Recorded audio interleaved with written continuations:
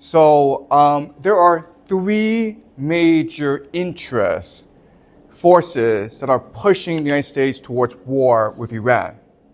The first is the Israel lobby. Remember that the Israel lobby is composed of both Jewish interests as well as Christian interests, right? Representing the Jewish interest is something called AIPAC. And they have a membership of about 100,000. But they're very wealthy. There are many billionaires in this group. So this group has financial power. In fact, AIPAC is considered the second most powerful lobbying organization in the United States. The first is the pensioners, okay? There's about 30 million of them. And their lobbying organization is the most powerful. But AIPAC is second. But also in the Israel lobby are the Christian Zionists, right? So for example, the organization Christians United for Israel has 7 million people in its membership. So together, the Christian Zionists and AIPAC are extremely powerful force in government. And they want a war in the Middle East in order to advance Israel's interests. Also remember that America is now addicted to empire. Because empire represents easy money. All money has to be channeled through the U.S. And so there are many people in the U.S. who just basically make their money by speculating on money, okay? So for example, Wall Street.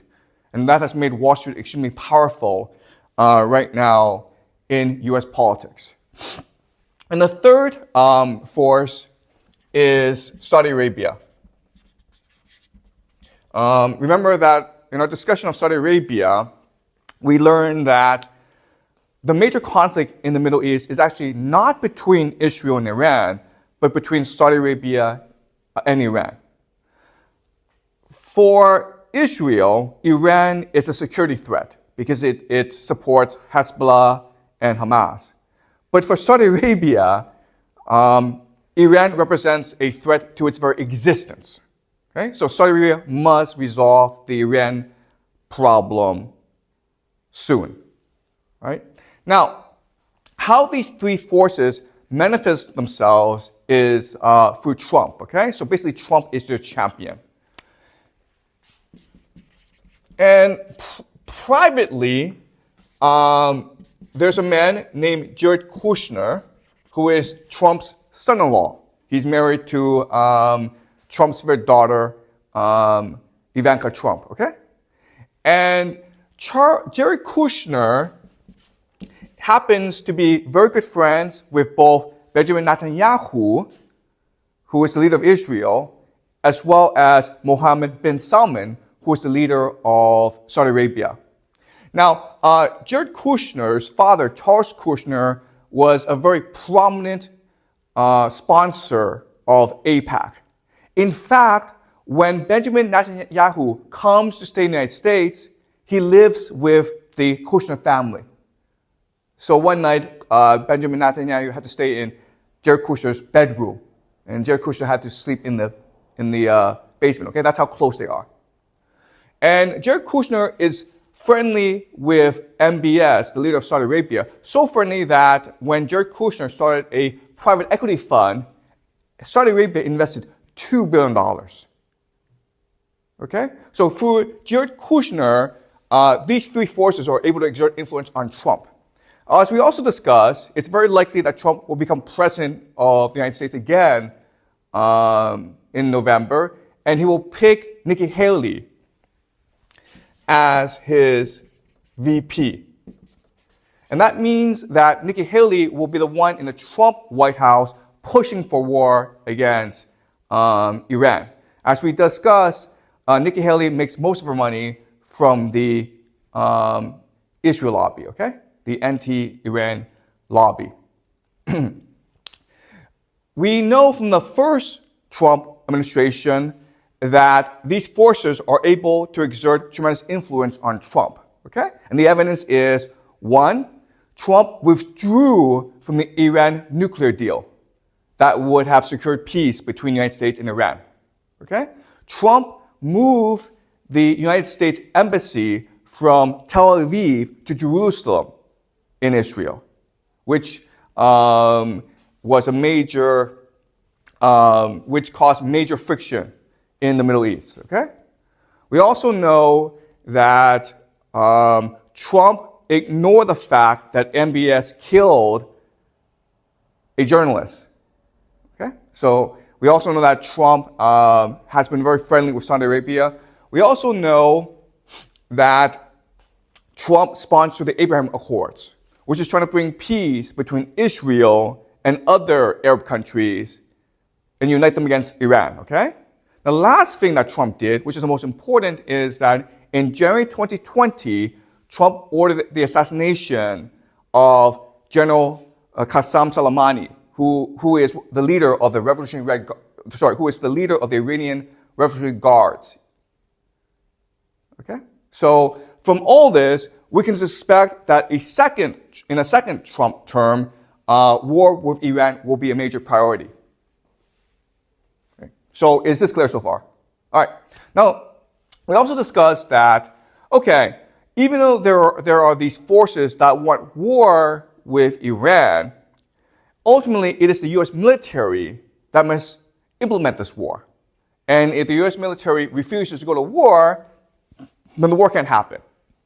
So we discussed that, unfortunately, the U.S. military is very different from what it was 30 years ago. Okay? 30 years ago, the U.S. military maintained very standard military doctrine. Okay? They maintain three very important principles that all militaries must maintain in a time of war. The first is mass forces.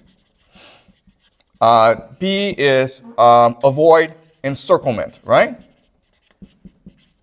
And the third is protect supply lines.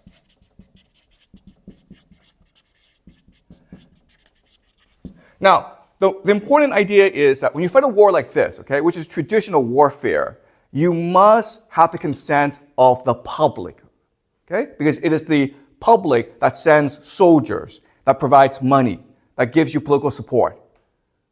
But in 2003, the U.S. military changed its military doctrine to one of shock and awe. Okay? And what shock and awe means is that you don't have to follow these three principles anymore. You can use air supremacy. You also have technological omniscience. And you also have special forces. And this allows you to fight wars cheaply, quickly, and decisively so that you no longer need public political support for fighting wars. And as we also discussed, this created the idea of hubris in the American military. So the American military, because of the 2003 war in Iraq, are confident they can win any war, any place, against any enemy. We know that this doctrine is actually not true. And we know because of something called Operation Prosperity Guardian. Okay? So a few months ago, the Houthis, which are a rebel group in Yemen, they started to attack ships in the Red Sea. Okay? And a lot of trade goes through the Red Sea. So the American military dispatched a massive naval force against the Houthis. Were the Americans able to defeat the Houthis? No, they were not.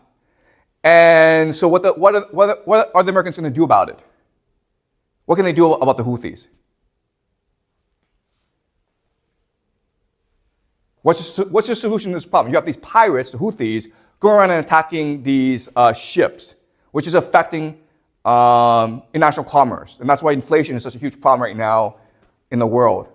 So what's the American military going to do about this? What can they do about this? The answer is nothing. Okay? The American military has no solution. Why? Because they don't have the forces necessary in order to undertake an operation against the Houthis. They have special forces, they have air supremacy, and they have technological omniscience, satellites, but they don't have infantry. They don't have lots and lots of ships. Therefore, they cannot stop the Houthis. Okay? And what's really important is that Joe Biden has come out and said that, yes, we know we are losing the war in the Red Sea, and yes, we know that we cannot stop the Houthis, but we are going to continue on this path. Okay? Does that make sense? This is the idea of hubris. Not knowing your limitations. And when you are faced with your limitations, you refuse to accept your limitations. Okay? And that's why when the US military is given the order to invade Iran, they'll probably go along with it because they cannot imagine the possibility that they could be defeated in Iran. Okay? And then you have the Iran Revolutionary Corps, okay? The Revolutionary Guard. And as we discussed last class, they want war with the United States because they're very angry about U.S. interference in Iran, right? So during the Shah regime, which was a brutal police state from 1953 until 1979, the Americans were the ones who were backing this police state. So there are many who are angry about this. They're also angry about the fact that the U.S. continues to protect Israel and Saudi Arabia. Okay? And they're also angry about the fact that Trump killed General Soleimani. Okay? And as we discussed, it's possible that the Revolutionary Guard Corps killed last week the president of Iran, Ibrahim Raisi, because he was preventing war. Okay? So they want war with the United States.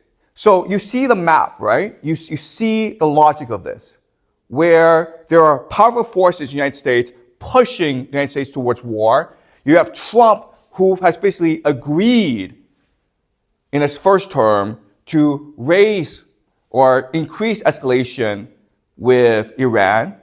Within the Trump White House, there'll be Jared Kushner and Nikki Haley to push this war, both privately and publicly. The U.S. military has so much hubris that they think they can win this war, and Iran wants to provoke the United States into invading it.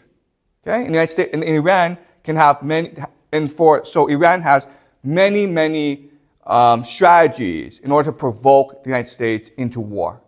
Okay? Basically, the United States is looking for a reason, and Iran wants to give them a reason. And that's why I think war between the United States and Iran is very likely in the next 2 to 4 years. Okay, any questions so far?